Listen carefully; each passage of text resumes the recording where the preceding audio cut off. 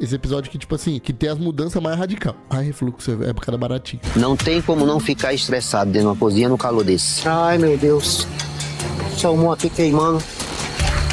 Os funcionários, os garçons, e principalmente o carioca. Eles falam muito alto, eu acho feio isso.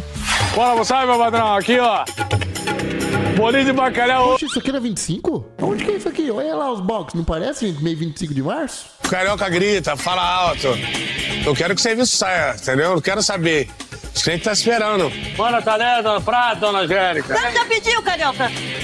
Não precisa dar. E a maioria dos meus funcionários não tinham, né? Eu tô aqui já 16 para 17 anos aqui nessa brincadeira aqui. Essa luta braba. Moleque, imagina você trabalhar no mesmo emprego há 16 anos, moleque. Cara, isso aí eu não vejo nem da época da minha avó que acontece isso. Eu não conheço uma pessoa que trabalha 16 anos no mesmo lugar.